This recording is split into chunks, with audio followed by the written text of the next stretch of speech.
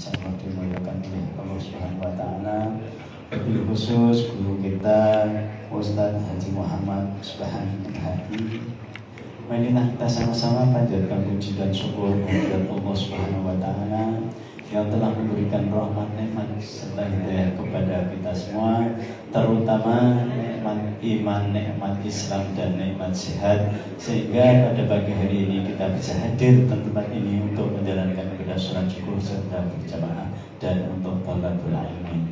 Salawat serta salam semoga dilimpahkan kepada junjungan kita Nabi Agung besar Muhammad sallallahu alaihi wasallam. Bapak Ibu hadirin jamaah sekalian, kajian pada pagi hari ini yaitu dengan tema Ma'rifatullah, ya, mengenal Allah, yang akan disampaikan oleh guru kita Ustaz Haji Muhammad Subhanul Hadi. Nanti waktunya sekitar sampai suruh Ustaz. Silakan Ustaz, waktu dan tempat kami hadirkan.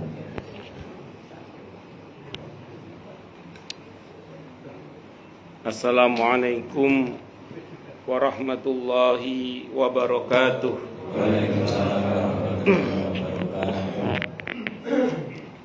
Bismillahirrahmanirrahim. Alhamdulillahi rabbil alamin. Wa bihi nasta'inu ala umurid dunya waddin.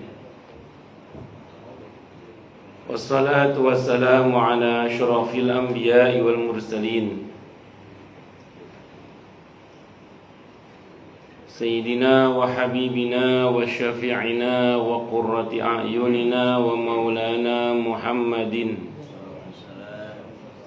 wa ala alihi wa ashabihi wa dhurriyyatihi ajma'in, amma ba'd. Ashhadu an la ilaha illallah wa ashhadu anna Muhammadar Rasulullah wa ufawwidu amri ilallah, innallaha basirun bil ibad. Hasbiyallahu la ilaha illa huwa alaihi tawakkaltu wa huwa rabbul arsyil azim. Qala Allah ta'ala fi kitabihil karim hikayatan an nabiyillahi Musa alaihi salam. Rabbi syrah li sadri wa yassir li amri wahlul 'uqdatam min lisani yafqahu qawli. Para alim, para asatidah, para sepuh, para bini sepuh, para tokoh masyarakat, hadirin, hadirat sekalian, hafidhani wa hafidhakumullah, wabil khusus segenap pengurus Masjid Umar bin Khattab Kemang Regensi dan sekitarnya, Bapak Haji Cecep Pramono beserta pengurus-pengurus yang lainnya dan jamaahnya. Semoga semuanya saja selalu dalam naungan rahmat, barokah, perlindungan serta bimbingan Allah Subhanahu wa taala. Amin, Allahumma amin, insyaallah. Allahumma inna nas'aluka ilman nafi'a wa rizqan tayyiba wa amalan mutaqabbala wa fatahallahu lana futuhal arifin. Allahumma inna na'udzubika min ilmin la yanfa' wa amalin la yurfa' wa qalbin la yakhsha' wa du'a ila yusma'. Allahumma ati anfusana taqwaha wa zakkiha anta khairu man zakkaha anta waliyuha wa maulaha. Amin, Allahumma amin, insyaallah. Pertama-tama tentu mari kita haturkan puja dan puji syukur kita ke hadirat Allah Subhanahu wa taala dengan berucap alhamdulillahi rabbil alamin. Mudah-mudahan dengan hamdalah ini nikmat dari Allah untuk kita ditambah. Karena Allah telah berjanji dalam Al-Qur'an di surah Ibrahim ayat 7, A'udzu billahi samii'il 'aliim minasyaitonir rajiim. Wa idh adzana rabbukum la in syakartum la azidannakum wa la in kafartum inna 'adzabi lasyadid. Jadi kalau kita bersyukur, sungguh nikmat dari Allah untuk kita ditambah. Dan kalau kita kufur, kita diingatkan oleh Allah akan siksa yang sangat pedih. Ini janji Allah, dan janji Allah dalam Al-Quran itu la raiba fih, tidak ada keraguan di dalamnya. Di antara penjelasan la raiba fih adalah siapapun yang mengamalkan isi Al-Quran dengan keimanan dan keyakinan, maka Allah akan tunjukkan kebenaran Al-Quran itu kepadanya hingga tiada lagi keraguan dalam hatinya. Salawat dan salam semoga tercurah limpahkan untuk junjungan kita Nabi besar Muhammad sallallahu alaihi wasallam. Semoga kita semua diakui sebagai umat beliau. Amin, Allahumma amin, insyaallah. Saya wasiatkan terutama untuk diri saya sendiri dan panjenengan semua, agar kita semua terus berusaha meningkatkan ketakwaan kita kepada Allah Subhanahu wa ta'ala. Karena dengan takwa itulah kita bisa memperoleh derajat yang sangat tinggi dengan sesungguhnya di sisi Allah Subhanahu wa ta'ala. Hal ini didasarkan kepada firman Allah Subhanahu wa ta'ala dalam Al-Quran di surah Al-Hujurat ayat 13. A'udzu billahi samii'il 'aliim minasyaitonir rajim. Ya ayyuhan nasu inna khalaqnakum min dzakarin wa untha waj'alnakum syu'uban wa qabaila lita'arafu. Inna akramakum indallahi atqakum al-ayah. Wahai manusia, sesungguhnya kami telah menciptakan kalian dari seorang laki-laki dan seorang perempuan, berkembang menjadi bersuku-suku dan berbangsa-bangsa agar kalian saling mengenal. Sesungguhnya yang paling mulia di antara kalian di sisi Allah adalah yang paling bertakwa. Allah juga berjanji akan memberikan bonus bagi siapapun yang sungguh-sungguh bertakwa kepada Allah, berupa solusi atau jalan keluar dari setiap masalah yang dia hadapi. Dan Allah juga berjanji akan memberinya rizki dari arah yang dia tidak duga sebelumnya. Hal ini didasarkan kepada firman Allah Subhanahu wa ta'ala dalam Al-Quran di surah At-Talaq ayat 2 dan 3. A'udzu billahi samii'il 'aliim minasyaitonir rajim. Wa may yattaqillaha yaj'al lahu makhraja wa yarzuqhu min haitsu la yahtasib. Dan barang siapa orang yang bertakwa kepada Allah, maka Allah akan berikan dia jalan keluar dan rizki yang tak terduga. Di ayat tempatnya Allah berfirman, wa may yattaqillaha yaj'al lahu min amrihi yusra. Siapa yang bertakwa kepada Allah, maka Allah akan jadikan urusannya mudah. Semoga kita semua minal muttaqin, bahkan lil muttaqina imama. Amin, Allahumma amin, insyaallah. Izin minum dulu nggih. Bismillah.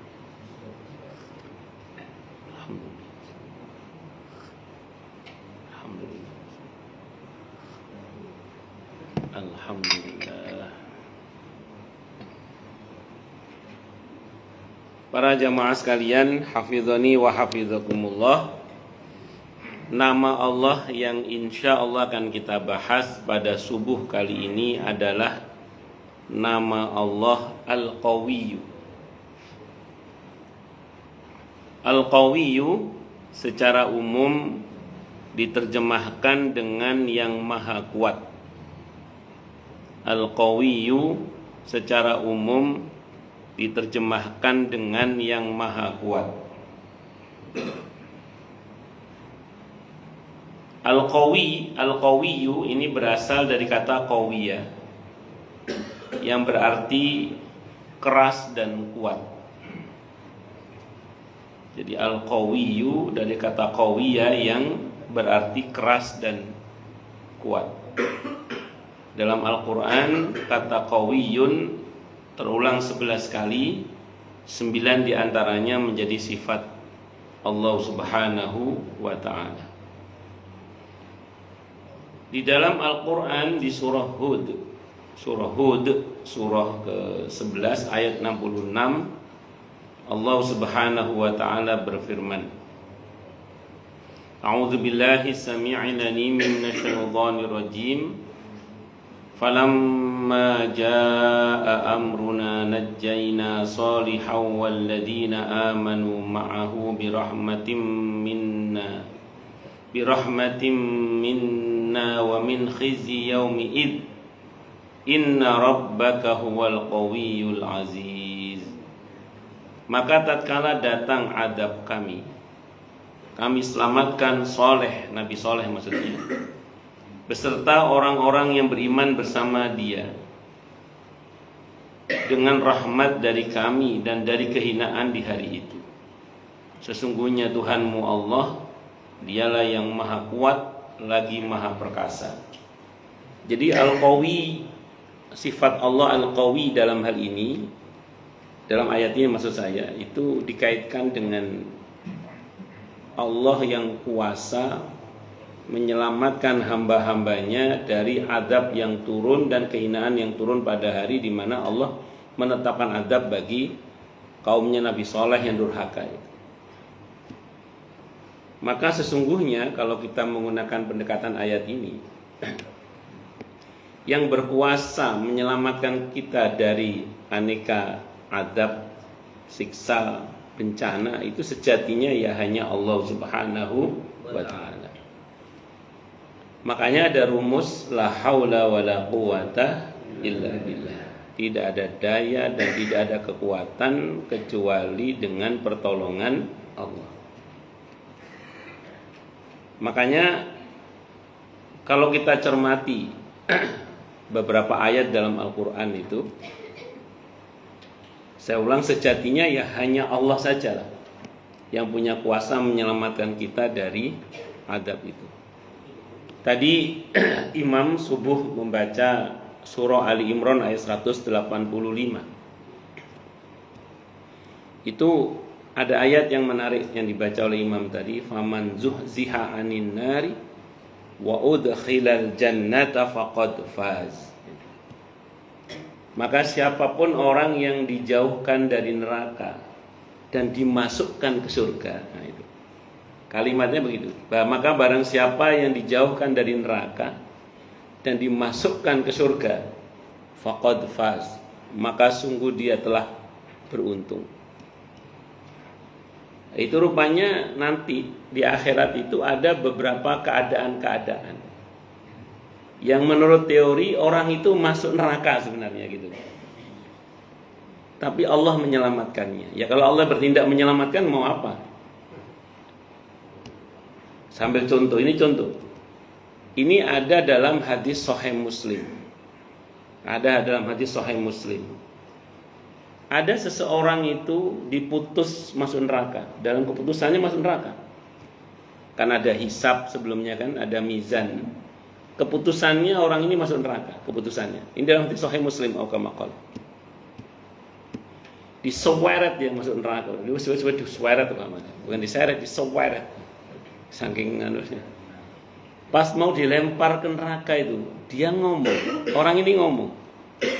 Dan pada saat itu kalau kata Al-Quran kan, la yatakallamuna illa man adina lahur rahmanu wa qala shawaba. Saat itu orang nggak bisa ngomong kecuali dengan izin Allah.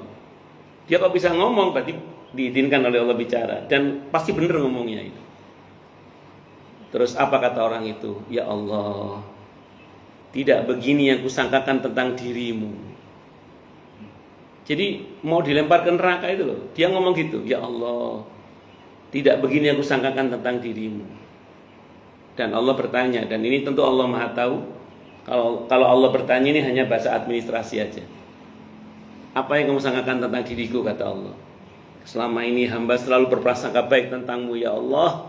Engkau Maha Pengampun, Maha Baik, Maha Kasih, Maha Sayang. Pokoknya dia selalu husnudzan, baik sangka terus kepada Allah.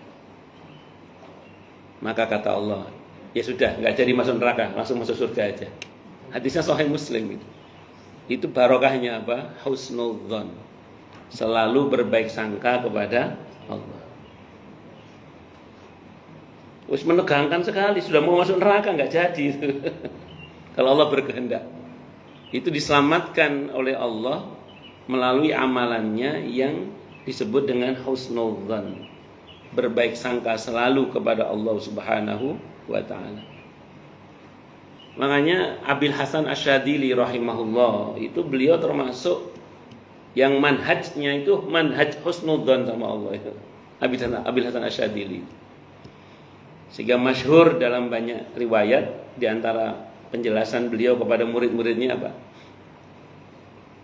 Kalau kamu digoda oleh setan, terus setan mengatakan sama kamu gini, percuma kamu sholat, belum tentu diterima oleh Allah. Percuma kamu beribadah, belum tentu diterima oleh Allah. Kan setanan waplai Pak gitu. Itu kalau orang awam, kalau nggak pernah ngaji itu bisa terprovokasi. Iya yo, jungkang-jungking sholat nggak mesti diterima, nggak usah sholat bisa nangis lah. Wah. Kalau kata Abil Hasan Asyadili, pertama kamu ditakdir sholat aja udah bagus. Itu satu dulu itu. Jadi kita ditakdir sholat aja udah bagus itu satu. Karena betapa kita ini penuh dosa, tapi masih Allah izinkan kita sujud kepadanya, itu kan bagus. Betapa kotornya mulut kita, tapi Allah masih takdirkan kita untuk menyebut namanya, itu kan bagus sudah. Itu satu dulu. Yang kedua, kata beliau, udah lain kali kalau setan goda kamu, buat apa ibadah kalau nggak jelas diterima apa tidak. Jawabnya gini, kata beliau, saya yakin ibadah saya diterima oleh Allah bukan karena saya, tapi karena maha baiknya Allah. Gitu aja. Jadi saya yakin ibadah saya diterima oleh Allah bukan karena saya, tapi karena maha baiknya Allah. Udah jawab gitu, kata beliau. Karena kalau kita bicara kesempurnaan, siapa yang sempurna di antara kita? Coba, siapa yang sempurna di antara kita? Yakin pas tadi kita sholat tidak ada satupun najis dalam tubuh kita. Yakin saat kita sholat tadi kemudian kita betul-betul diterima oleh Allah. Kalau kita bicara kesempurnaan maksud saya, nggak ada yang sempurna. Yang Allah tuntut dari kita kan bukan kesempurnaan, ketaatan yang Allah tuntut itu. Kalau kita ngomong sempurna, sing sempurna itu apa? Kecuali Allah saja kan. Kalaupun ada makhluk yang sempurna, para nabi dan rasul, itu karena disempurnakan oleh Allah. Jadi yang Allah tuntut dari kita itu bukan kesempurnaan, bukan ketaatan. Maka kita ditakdir taat aja udah bagus sudah. Selebihnya kita yakini bahwa ibadah kita diterima oleh Allah itu bukan karena baiknya kita, tapi karena maha baiknya Allah Subhanahu wa ta'ala. Itu manhajnya Abil Hasan Asyadili rahimahullah. Beliau begitu. Allahu Akbar. Terus kemudian di Sahih Muslim juga itu ada kejadian. Tapi kita bersyukur pada Allah dalam sholat kita, terutama kalau kita yang bermadzhab Syafi'i itu, kalau iftiras ada wajburni. Wajburni itu apa? Tutupilah kekuranganku. Ini gak usah khawatir. Yang Allah tuntut dari kita bukan kesempurnaan, tapi apa tadi? Ketaatan. Gak usah khawatir. Yang kedua, itu masih dalam Sahih Muslim juga, sama. Dalam Sahih Muslim juga. Itu ada orang hisab mizan diputus masuk neraka, diputus masuk neraka. Sama, diseweret juga sama, seweret. Mau masuk neraka itu, mau dicemplungkan ke neraka itu, nerakanya ngomong. Hadisnya Sahih Muslim, neraka ngomong. Kata neraka, saya nggak mau terima orang ini. Loh, ruwet urusannya. Keputusannya masuk neraka, mau dimasukin ke neraka, neraka nggak mau terima. Aku nggak mau terima orang ini, kata neraka. Loh, malaikat kan nanya, gimana ceritanya kamu kok nggak mau terima orang ini? Oh, kamu ini mafhum riwayat ya. Maka kata neraka, orang ini pernah berdoa kepada Allah agar selamat dari siksa saya. Dan doanya dikabulkan oleh Allah. Kata neraka gitu. Saya nggak berani terima orang ini kecuali Allah yang mengizinkan. Malaikat langsung konfirmasi sama Allah. Ini pripun ya Allah, ya gitu. Ini mafhum riwayat ya. Betul, di dalam riwayat itu apa jawaban Allah? Wis, enggak usah masuk neraka, langsung masuk surga aja. Langsung masuk surga aja. Gara-gara pernah berdoa kepada Allah selamat dari siksa api neraka. Maka kita jangan remehkan doa. Rabbana atina fid dunya hasanah wa fil akhirati hasanah wa qina adzabannar. Nah, kalau kita doa itu udah 20 tahun yo mosok kono sing nyangkut dungane. Ngoten nggih? Ngoten. Jadi itu Allahu Akbar. Tapi jangan terus gini juga. Saya sudah berdoa Rabbana atina, berarti saya nggak usah sholat, nggak apa-apa. Wah, jangan. Itu hanya penyempurna saja. Kenapa? Penyempurna. Tetap kita melakukan kewajiban kita semampu yang bisa kita lakukan. Lanjut. Itu yang kedua. Ada satu lagi deh, contoh 3. Sama, nggak jadi masuk neraka juga. Tadinya mau masuk neraka nggak jadi. Ini saya baca dalam kitab At-Tadhkirah Imam Al-Qurtubi itu. Kalau yang jilid 1 ibu yang ngaji sama saya itu jilid 1 tapi agak belakangan Bu tentang sirat, Nah, itu ceritanya itu gini. Dalam riwayat dalam kitab At-Tadhkirah, walaupun riwayatnya ada yang mendhaifkan, tapi maknanya sahih. Nanti saya terangkan kenapa kok maknanya sahih. Walaupun riwayatnya ada yang mendhaifkan, tapi maknanya sahih. Aukamakal. Hisab, mizan, ngantri menuju ke sirat. Jadi menuju ke sirat itu ngantri, Pak. Ngantri. Kalau bahasa Al-Qur'annya di surah Az-Zumar itu loh. Wasiqal ladzina taqaw rabbahum ilal jannati zumara. Wasiqal ladzina kafaru ila jahannama zumara. Dikiring masuk ke surga orang-orang yang bertakwa itu dengan rombongan-rombongannya, Pak. Termasuk dikiring masuk ke neraka orang-orang yang kafir itu dengan rombongan-rombongannya. Jadi menuju sirat itu Pak ngantri.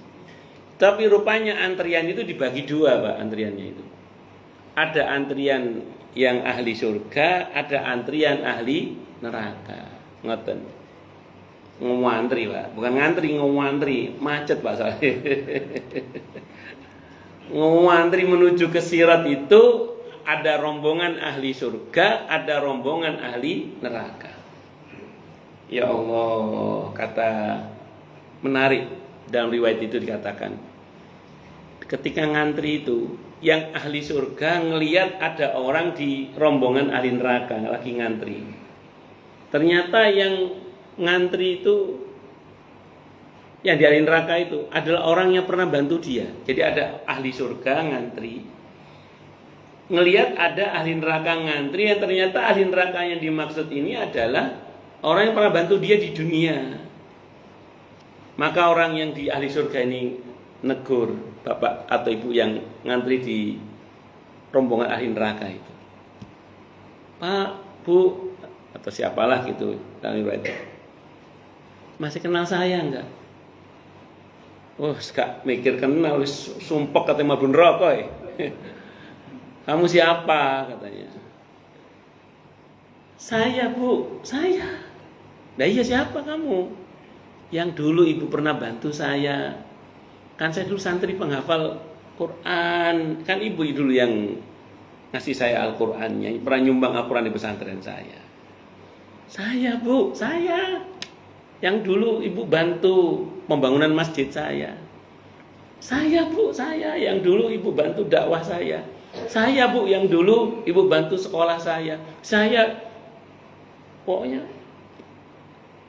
dia ngomong gitu. Oh rupanya yang bantu ngantri masuk neraka, yang dibantu ngantri masuk surga. Dalam riwayat itu yang ngantri masuk surga itu mengajukan permohonan sama Allah. Ya Allah, ibu ini yang dulu banyak membantu saya, bapak ini yang dulu banyak membantu saya, sampai saya engkau takdirkan masuk surga. Ya Allah, tolong ya Allah, bersamakan dengan saya ibu ini atau bapak ini untuk masuk surga. Itu langsung Allah ambil keputusan, dipindah itu. Yang tadi ngantri masuk neraka dipindah ngantri masuk surga. Kenapa hadis ini maknanya sahih? Yang pertama kata para ulama, ashabul kahfi itu nun sewu nggih, anjing yang membantu dakwahnya. Maaf, itu kan binatang ya. Itu aja oleh Allah dimasukkan bareng Ashabul Kahfi masuk surga. Allahu Akbar. Itu barokah, itu maaf binatang. Apalagi manusia. Satu dulu. Yang kedua, ada hadis sahih riwayat At-Tirmidzi di mana Nabi bersabda, "At-tajiru saduqul amin ma'an nabiyyina wasiddiqina wasyuhada." Orang yang kawaya, yang banyak sedekahnya, asal jujur tapi ya, asal jujur kata Nabi, maka dia nanti akan bareng satu rombongan dengan para nabi, para siddiqin, para syuhada.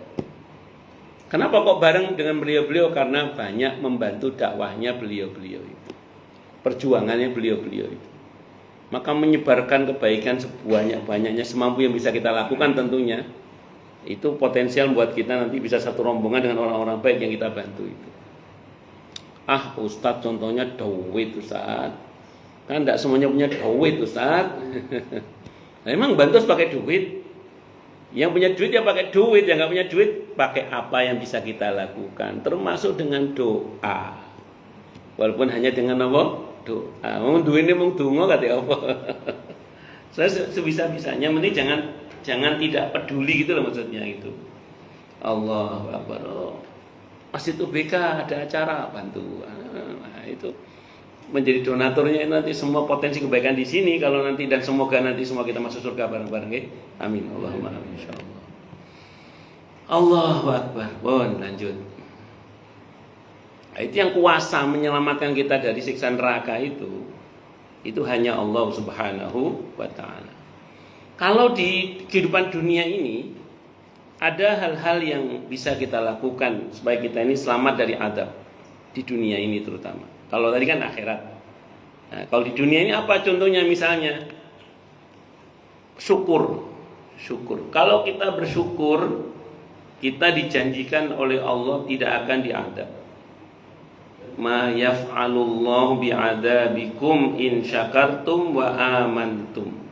Itu ada di surah An-Nisa ayat 147. Asal kita bersyukur, Allah janji tidak akan diadab kita di muka bumi ini. Asal kita bersyukur. Saya ulang, asal kita bersyukur. An-Nisa ayat 147. Ma yaf'alullahu bi'adabikum in syakartum wa amantum. Allah tidak akan mengadab kalian selagi kalian mau bersyukur dan beriman. Syaratnya itu.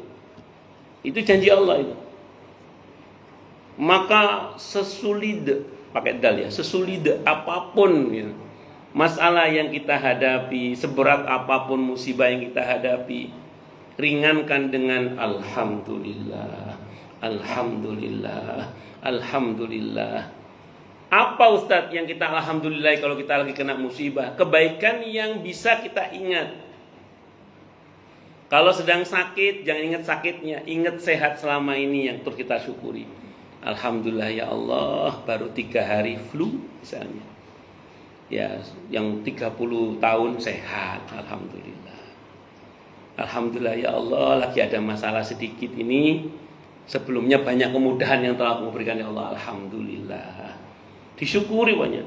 Itu yang kalau bahasa Al-Qur'annya fadhkuru ala Allahi la'allakum tuflihun. Maka ingatlah nikmat Allah, maka engkau akan beruntung. Surah Al-A'raf ayat 69 itu. Al-A'raf ayat 69. Al-A'raf ayat 69. Maka ingatlah nikmat Allah agar kalian beruntung. Maka kalau kita ingin beruntung, diantaranya adalah dengan cara banyak bersyukur. Supaya kita bebas dari adab Allah, maka banyakinlah bersyukur. Banyak-banyaklah bersyukur. Itu rumusnya. Allahu Akbar.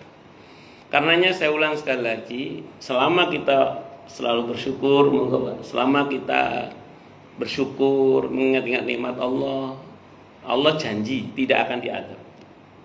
Maka seberat apapun keadaan yang terjadi pada kita, insya Allah itu bukan adab. Selagi kita masih alhamdulillah, alhamdulillah, alhamdulillah. Tapi begini-begini ini enak ngomongnya saja. Kadang prakteknya apa? Sulit pakai dal. Makanya kita ini diajari doa oleh Allah supaya banyak bersyukur. Di surah Al-Ahqaf ayat 15 itu. Al-Ahqaf surah ke-46 ayat 15 itu. Apa doanya? Rabbi auzi'ni an ashkura ni'mataka allati an'amta alayya wa ala walidayya wa na'mala salihan tardah wa aslih li fi dzurriyyati inni tubtu ilaika wa inni minal muslimin. Kita mohon bimbingan kepada Allah agar kita ini semakin bersyukur, semakin tua semakin bersyukur, semakin tua semakin bersyukur. Percayalah, ini janji Allah soalnya. Janji Allah nggak akan diingkari. Innallaha la yukhliful mi'ad. Allah tidak akan mengingkari janji. Asal kita alhamdulillah, alhamdulillah, alhamdulillah. Insya Allah tidak akan adab yang terjadi pada kita. Insya Allah tidak akan diadab kita. Insya Allah. Dan itu pastinya karena itu janji Allah Subhanahu wa ta'ala. Allahu Akbar. Nah, termasuk juga diantaranya adalah supaya kita tidak diadab oleh Allah adalah dengan cara memperbanyak beristighfar. Jadi beristighfar minta ampun kepada Allah itu bagian dari cara supaya kita tidak diadab oleh Allah Subhanahu wa ta'ala. Ada di surah Al-Anfal ayat 33 itu. Wa ma kana Allah mu'adzibahum wa hum yastaghfirun, dan tiadalah Allah mengadab mereka selagi mereka masih mau beristighfar minta ampun kepada Allah Subhanahu wa ta'ala. Biasanya kalau istighfar identik sabar. Kalau alhamdulillah identik dengan syukur. Kalau ada orang diuji oleh Allah dengan sesuatu yang tidak sesuai dengan harapannya. Saya ulang, kalau ada orang diuji oleh Allah dengan sesuatu yang tidak sesuai dengan harapannya, kalau dia bersabar, misalnya dengan mengucap innalillahi wa inna ilaihi raji'un, atau dengan mengucap astagfirullah, astagfirullah, astagfirullah, mencoba sabar, astagfirullah, astagfirullah, misalnya gitu ya, saking nahan diri supaya sabar. Jadi saking nahane Pak, saking nahane, astagfirullah. Nah itu dosanya rontok, hadisnya Sahih Muslim ya, seperti pohon menggugurkan daun-daunnya. Jadi berjatuhan dosanya itu. Selagi kita beristighfar, kita sabar, jatuh. Itu kalau kita sabar.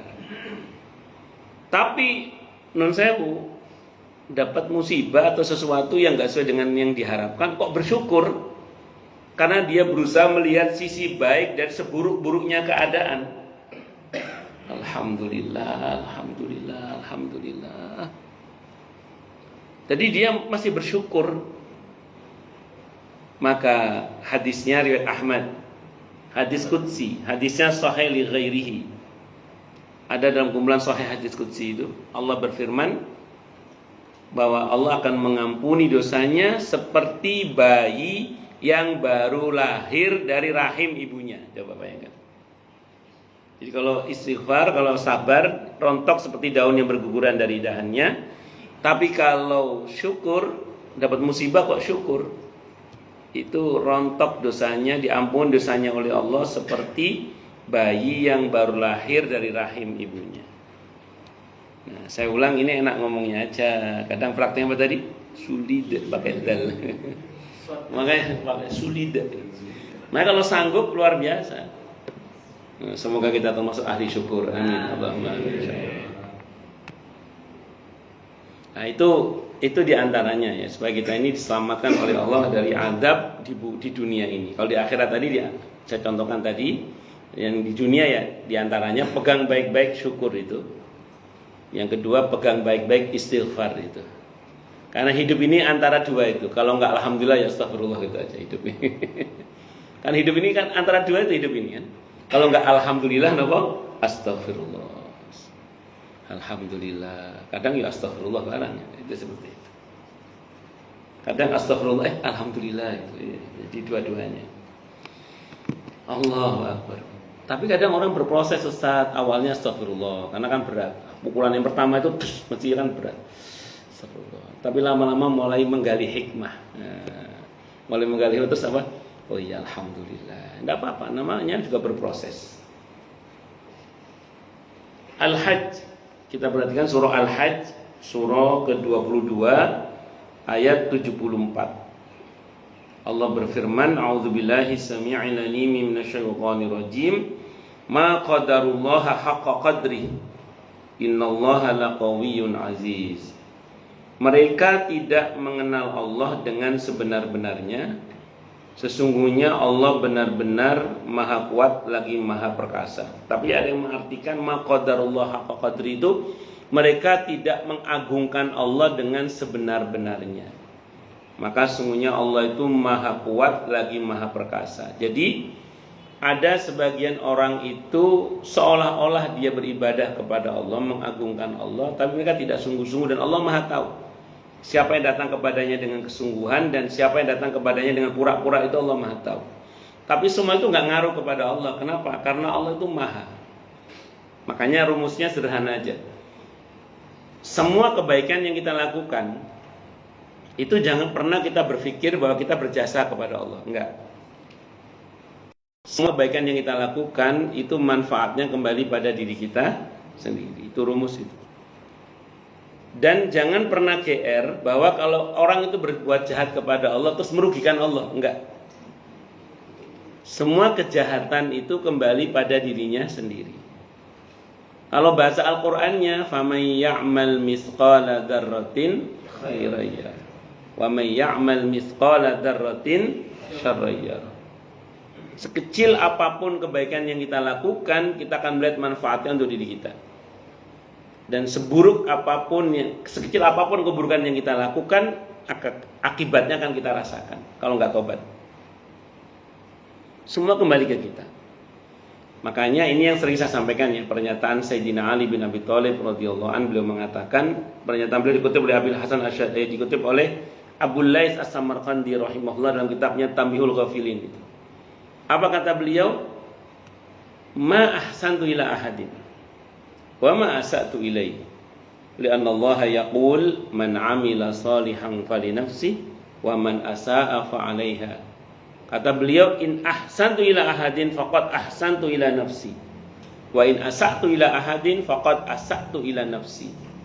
Aku tidak pernah berbuat baik pada orang lain, aku juga tidak pernah berbuat jahat pada orang lain, karena Allah telah berfirman yang artinya siapa yang berbuat baik maka manfaatnya untuk dirinya sendiri, dan siapa yang berbuat jahat maka dosanya juga untuk dirinya sendiri. Sehingga kata beliau, kalau aku berbuat baik pada orang lain berarti aku berbuat baik pada diriku sendiri. Kalau aku berbuat jahat pada orang lain, sejatinya aku berbuat jahat pada diriku sendiri. Iya kan? Iya kan, sejatinya gitu. Kalau kita berbuat jahat pada orang lain, sejatinya kita berbuat jahat pada diri kita sendiri.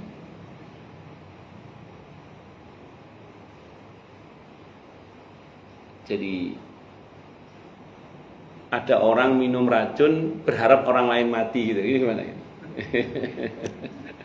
Dia minum racun tapi berharap orang lain mati. Iya kabarnya ini.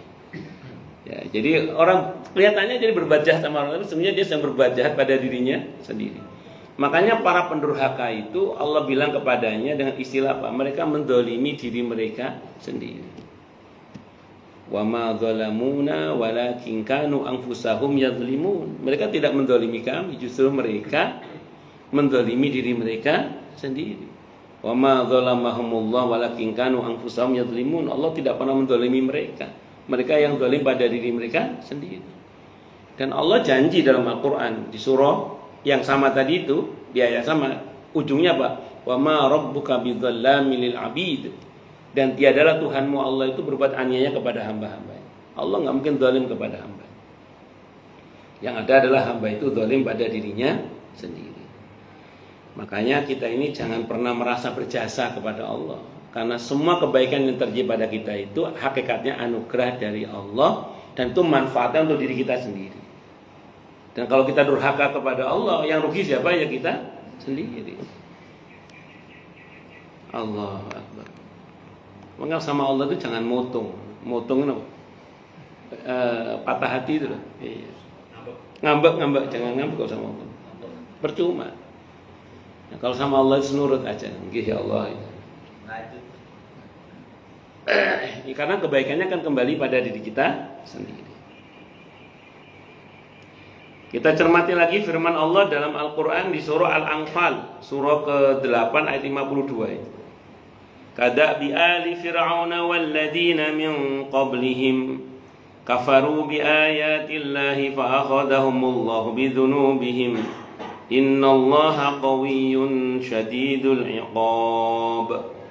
Keadaan mereka serupa dengan keadaan Fir'aun dan pengikut-pengikutnya serta orang-orang yang sebelumnya. Mereka mengingkari ayat-ayat Allah, maka Allah menyiksa mereka disebabkan dosa-dosanya. Sesungguhnya Allah Maha Kuat lagi Maha Keras siksanya.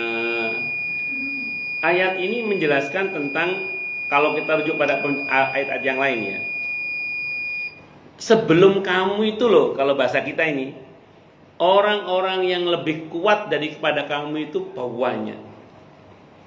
Yang dibandingkan dengan mereka, kekuatan kamu itu nggak ada apa-apanya. Kalau kita tengok ke belakang, ada kaum Ad, ada kaum Samud, orangnya gede-gede, besar-besar, gunung dikerowoki dibuat rumah. Orang dulu tuh gede-gede, gagah-gagah, umurnya panjang-panjang, manaan pisan. Samping manaan tuh ya dulu gak ada hiburannya Pak, hiburan enggak ya anak itu hiburannya Pak. Singkat cerita, ketika mereka durhaka, walaupun mereka itu kuat-kuat, mati ya mati, waktunya hancur ya hancur, karena kedurhakaan mereka itu. Dibandingkan dengan kalian, dulu sudah banyak negeri-negeri yang dahsyat, ada Iramadatil Imad, ada negeri Sabak yang Allah bilang baldatun thayyibatun wa rabbun ghafur. Kemah Ripahlah Jinawi Toto Tentem Kertora Harjo sudah ada. Dulu sudah ada orang-orang yang meseso dalam kekuasaannya, mengaku sebagai Tuhan, bangsa ini Korun, Namrud dan lain-lain. Mari lisan, sudah kata Allah. Dan semua itu ketika durhaka hancur, kata Allah. Maka Allah mengingatkan kita semua, kalau kita masih berbuat yang serupa, hati-hati loh. Allah Maha Kuat untuk melakukan tindakan apapun yang Allah kehendaki, termasuk mengadab itu. Nah, makanya saya ulang tadi, baik-baik sama Allah dengan istighfar, baik-baik sama Allah dengan alhamdulillah, dengan syukur. Makanya saya pribadi itu kalau bingung mau doa apa, itu alhamdulillah, alhamdulillah, alhamdulillah, alhamdulillah. Karena alhamdulillah itu afdalud doa. Sebaik-baik doa itu adalah alhamdulillah. Allahul Qawi, Allah zat yang maha kuat adalah Dia yang sempurna kekuatannya dan genggamannya segala kekuatan, dan Dia pula yang menganugerahkan kekuatan kepada para makhluk-makhluknya, dan dalam tingkat-tingkat yang berbeda dengan manusia. Awalnya pernah, kemudian berbeda dengan manusia, awalnya lemah, kemudian kuat, kemudian lemah lagi dan berubah. Kalau Allah maha kuat, tidak ada perubahan, maha kuat, dan menganugerahkan kekuatan bagi hamba-hambanya yang Allah kehendaki. Makanya berharap kekuatan itu ya hanya kepada Allah. La haula wala quwata illa billah. Makanya dalam Islam itu, kalau kita menghadapi keadaan yang kita tidak mampu, dalam satu hadis tentang keutamaan hauqalah adalah memperbanyak baca la haula wala quwata illa billah. Jadi kalau kita ada tugas nih yang kita rasanya berat, kita tidak mampu, atau ada keadaan yang rasanya kita udah nggak kuat, maka berbanyak baca la haula wala quwata illa billah. Ini sini ya. Ini untuk mengingatkan kembali saja. Ada sahabat Nabi namanya Auf ibn Malik al-Ashja'i radhiyallahu anhu. Beliau ini termasuk satu di antara para sahabat Nabi yang pernah ikut perang Badar. Beliau sowan menghadap kepada Nabi kita Muhammad sallallahu alaihi wasallam, menceritakan putranya yang ditawan oleh musuh. Terus ibunya galau. Ya Rasulullah, anak saya ditawan oleh musuh, ibunya galau. Ini yang cerita Ibnu Abbas radhiyallahu anhuma. Hadisnya riwayat Al-Hakim dan beberapa rawi yang lain aukamakal. Maka kata Nabi, bertakwalah kepada Allah dan bacalah la haula wala quwata illa billah. Maka orang ini pun pulang. Selang berapa waktu balik lagi. Ya Rasulullah, anak saya selamat. Sudah pulang bawa kambing banyak. Saya tanya, Cung, gimana ceritanya ini? Kamu kok bebas dari tawanan musuh, pulang bawa kambing banyak? Iya ya, pas aku lihat mereka lengah, aku lari aja. Kambing mereka ngikuti aku, udah dapat banyak. Nah, pertanyaannya kan gini, yang punya masalah siapa? Anaknya kan? Yang suruh zikir siapa? Orang tuanya. Tapi yang dapat solusi siapa? Anaknya dengan izin Allah. Yaitu notabene solusi orang tuanya juga. Makanya ketika kita menghadapi situasi yang dirasa berat, perbanyak baca la haula wala quwata illa billahil aliyyil azim. Kalau di hadis 100 kali la haula wala quwata illa billah di antaranya. Di samping zikir-zikir yang lain. Nah, karena sudah punya tip, ya, takutnya Butis mau olahraga ini. Monggo silakan yang mau tanya, protes, marah boleh silakan. Monggo kalau mau. Silakan Bapak. Tanya, protes, marah boleh. Monggo. Ibu. Silakan Bu Intan.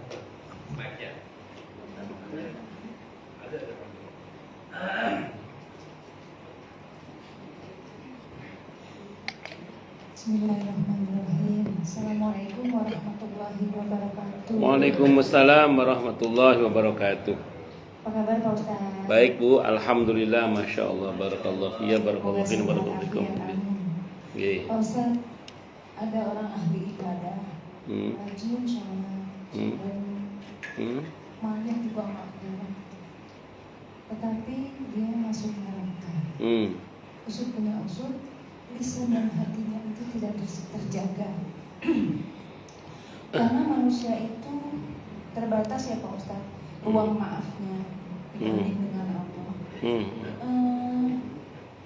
Bagaimana menjaga lisan dan hati agar kita itu terjaga dari hal-hal yang buruk. Demikian Pak Ustadz. Assalamualaikum warahmatullahi wabarakatuh. Waalaikumsalam warahmatullahi wabarakatuh.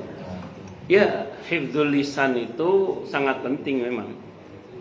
Kalau dalam hadis Sahih Muslim, orang yang bangkrut itu diantaranya adalah orang yang tidak bisa menjaga lisannya. Kalau hadis tentang orang muflis itu loh, ketika Nabi nanya kepada para sahabat, siapakah orang yang bangkrut itu? Kata para sahabat, orang yang gak punya dinar, tidak punya dirham. Oh, kalau Pak Ponco beruntung terus karena punya dinar. Nyambung. Nah, terus kemudian bukan itu kata Nabi. Orang yang bangkrut itu adalah orang yang datang menghadap kepada Allah dengan membawa pahala sholatnya, okamakol, pahala hajinya, pahala puasanya. Pokoknya kebaikan-kebaikan itu dia bawa semua. Tapi semasa hidup dia suka mencaci ini, memaki ini, ya, pokoknya mulutnya nggak terjaga. Maka kemudian orang-orang yang dizalimi itu didatangkan untuk meminta pahalanya sampai habis pahalanya. Terus dosa orang yang dizalimi diambil orang yang menzalimi itu. Maka bangkrutlah dia karena tidak punya kebaikan sama sekali, dosanya bawahnya. Makanya saya ulang, hati-hati dengan lisan kita. Nah, kalau yang lalu bagaimana Ustadz? Kita dulu belum ngaji. Yang lalu biarlah berlalu. Kedepannya yang lebih baik dengan cara tobat, minta ampun kepada Allah. Kalau orangnya ada, berkesempatan kita minta maaf. Kalau tidak mungkin, mintakan ampun kepada mereka, kepada Allah. Mintakan ampun untuk mereka kepada Allah. Al-Imam Al-Qurtubi rahimahullah dalam kitab At-Tadhkirah, itu beliau mengatakan begini. Ini ulama tidak ada khilaf, kata beliau. Tidak ada khilaf ulama. Kalau mungkin kita minta maaf, kita minta maaf. Kalau tidak mungkin, mintakan ampun kepada Allah untuk mereka. Makanya Imam Ghazali itu dalam kitab Minhajul Abidin, di antara sigat istighfar beliau adalah Astaghfirullahalazim li wali walidayya wali ashabil huquqil wajibati alayya. Ya Allah, ampunilah dosa-dosa hamba dan dosa-dosa kedua orang tua hamba dan dosa-dosa orang-orang yang kepada mereka hamba ada kewajiban minta maaf. Kalau ada hak yang diambil, kembalikan. Kalau tidak ada, orangnya nggak ada, maksudnya kayak bibi kantin dulu kita makan kerupuk 3 bayar 2 misalnya gitu ya. Orangnya udah nggak ada, atau nyolong jambu tetangga kita udah meninggal, nggak jelas di mana rimbanya misalnya. Maka kata Imam Al-Qurtubi, sedekah atas nama mereka. Jadi makanya saya sering sarankan ke jamaah, maaf ya kalau diantara kita pernah punya masalah seperti itu. Dalam hati niat aja, sekali aja niat, gak harus terus-terusan, karena Allah nggak mungkin lupa ya. Bilang aja sama Allah, ya Allah, pokoknya sebagian sedekah hamba saya niatkan semoga pahalanya untuk orang-orang yang kepada mereka hamba punya kewajiban mengembalikan hak mereka. Kata Imam Al-Qurtubi, dengan ini insya Allah selesai masalah kita dengan hakul adami. Dengan ini, nah, karena tadi kita sudah berusaha di dunia ini menyelesaikannya dengan cara seperti itu. Nah, kalau berikutnya lagi yang tidak kalah pentingnya, jaga lisan kita berikutnya, hati-hati. Makanya gini, orang yang tahu betul konsekuensi dari sebuah perkataan, dia akan berpikir 1000 kali untuk mengatakan. Termasuk nulis status. Jangan sampai kita nulis status, sak kecamatan tersinggung ke apa? Sak kecamatan tersinggung semua, jangan sampai. Ya, jadi dipikir gitu. Seseorang yang tahu bahwa ucapannya akan menimbulkan badai, dia akan berpikir 1000 kali untuk berkata-kata. Makanya kalau kata ini rumus dari Imam Nawawi Bu yang saya tahu dalam bab hifdzul lisan. Kalau kita yakin yang kita ucapkan itu adalah baik dan benar, ucapkanlah. Kalau kita yakin yang kita ucapkan itu buruk, diamlah. Kalau kamu ragu-ragu, diamlah. Kalau yakin itu baik dan benar, sampaikan. Kalau buruk, diam. Kalau ragu-ragu, diam. Karena penyesalan itu bukan pada diam biasanya. Penyesalan itu pada bicara biasanya. Jadi andaikan seseorang itu tahu bahwa penyesalan itu pada diam, orang tidak akan sembarangan. Penyesalan itu pada berbicara, orang tidak akan sembarangan berbicara. Saya kira, monggo dicek. Penyesalan itu kebanyakan karena diam, karena bicara, bukan karena diam. Kebanyakan. Nah, jadi harus hati-hati dalam berbicara. Wallahu alam bishawab. Oke, monggo. Assalamualaikum warahmatullahi wabarakatuh. Waalaikumsalam warahmatullahi wabarakatuh. Pak Ustaz, sangat menarik sekali ya untuk tentang masalah surga dan neraka ini. Saya ingin tanyakan gini, Ustaz. Di dalam kisah itu, di dalam Al-Quran kan ada yang tadi dibilang kalau ada orang yang mau masuk neraka ketika dia berhusnuzon, ini dia tidak jadi ke neraka, kan itu. Yeah. Yang jadi pertanyaan ini, kita kan belum kiamat. Surga dan neraka itu kan kita dihisab setelah kiamat nanti di yaumil akhir. Jadi hisab itu kan kita ini masih di dalam kubur, bahkan dari sejak Nabi Adam sampai sekarang belum ada terjadi kiamat, masih di dalam kubur. Nah, yang diceritakan itu apakah sudah ada penghuni neraka, sudah ada penghuni surga, atau itu hanya sekedar buat contoh, atau bagaimana Ustaz? Maaf ini, mohon pencerahannya. Terima kasih Ustaz. Wassalamualaikum warahmatullahi wabarakatuh. Waalaikumsalam warahmatullahi wabarakatuh. Itu Nabi itu di hadis Sahih Muslim bab tentang hari akhir. Jadi itu hadisnya Sahih Muslim bab tentang hari akhir. Itu hadisnya dari nomor 2400 sekian sampai 4000 sekian itu hadisnya. Dari 2400 atau 2600 sekian sampai 4000 sekian. Itu tentang hari akhir. Nabi cerita nanti itu ada orang kayak gitu nanti. Nah, jadi bukan sekarang, nanti gitu ya. Betul Bapak, nggak salah Bapak, betul. Memang sekarang belum, tapi itu nanti. Jadi nanti itu ada. Nah, Nabi menceritakannya sekarang, itu kan buat bekal buat kita kan. Oh, berarti saya dari sekarang harus siap-siap untuk selalu berbaik sangka kepada Allah. Kalau sama Allah itu kan husnudzon mode on, segitu aja. Husnudzon mode on. Ya, itu kita itu. Husnudzon mode on, baik sangka aja sama Allah itu. Kepada sesama pun kita juga harus berbaik sangka. Hanya kalau kepada sesama tambahkan waspada. Iya, kalau kepada Allah husnudzon full. Husnudzon mode on terus kalau sama Allah. Kalau pada sesama husnudzon tapi tambahkan waspada. Ya, pakai hatimu tapi juga pakai otakmu. Nah, itu. Itu kalau pada sesama pakai hati tapi harus pakai otak juga sama. Itu seperti itu. Kalau enggak jadi otak-otak nanti. Ngoten nggih? Itu betul. Bapak tidak salah. Itu nanti. Nanti. Bukan sekarang. Wallahu a'lam bishawab. Mohon ditutup dengan Baik. Asyhadu an la ilaha illallah wa asyhadu anna Muhammadar Rasulullah. Allahumma shalli wa sallim wa barik ala sayyidina wa maulana Muhammadin wa ala alihi wa ashabihi wa dzurriyyatihi ajma'in. Walhamdulillahi rabbil alamin. Ya dzal jalali wal ikram, ya hayy ya qayyum ya arhamar rahimin, ya wadud ya ghafar, ya mujib ad-da'awat. Allahumma inna nas'aluka bi annana nashhadu annaka antallah la ilaha illa anta al-ahad wa samad walladzi lam yalid wa lam yulad wa lam yakul lahu kufuwan ahad. Allahumma ighfir lana dhunubana wa li walidina wa li masyayikhina wa li ashabil huquqil wajibati alaina. Rabbana ighfir lana wa li ikhwanina alladhina sabaquna bil iman wa la taj'al fi qulubina ghillan lil ladzina amanu rabbana innaka ra'ufur rahim. Allahumma ya Allah, ampunilah dosa-dosa kami, dosa-dosa kedua orang tua kami, dosa-dosa guru-guru kami, dosa-dosa keluarga kami, dosa-dosa muslimin muslimat, mukminin mukminat, baik yang masih hidup maupun yang sudah wafat. Allahumma ya Allah, jadikanlah kami semua termasuk orang-orang yang sukses dunia akhirat, selamat dunia akhirat, bahagia dunia akhirat, dan permudahlah setiap urusan kami ya Rabb fid dini wa dunya wal akhirah. Ya Allah, limpahkanlah hidayah selalu untuk kami, tingkatkanlah selalu hidayah untuk kami, dan berikanlah hidayah untuk siapapun yang melihat kami. Ya Rabbana ya Rabbana ya Rabbana ya Rabbana ya Rabbana Rabbana atina fid dunya hasanah wa fil akhirati hasanah wa qina adzaban nar. Rabbana atina min ladunka rahmatan wa hayyi' lana min amrina rasyada.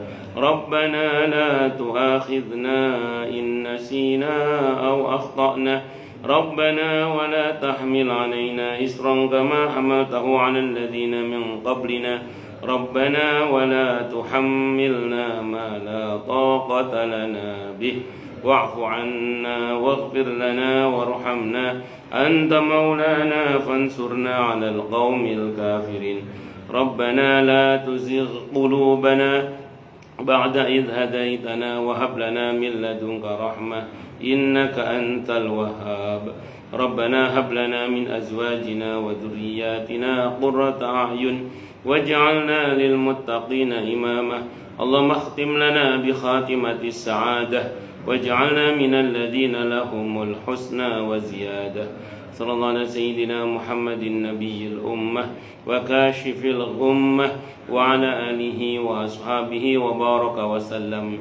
Subhana rabbika rabbil izzati amma yasifun wa salamun alal mursalin walhamdulillahi rabbil alamin. Subhanakallahumma bihamdika asyhadu an la ilaha illa anta astaghfiruka wa atubu ilaik. Sallallahu ala Muhammad wa ala alihi wa sahbihi wasallam. Saya mohon maaf. Assalamualaikum warahmatullahi wabarakatuh. Waalaikumsalam warahmatullahi wabarakatuh. Terima kasih Pak Ustadz atas pencerahannya. Dan untuk besok pagi ceramah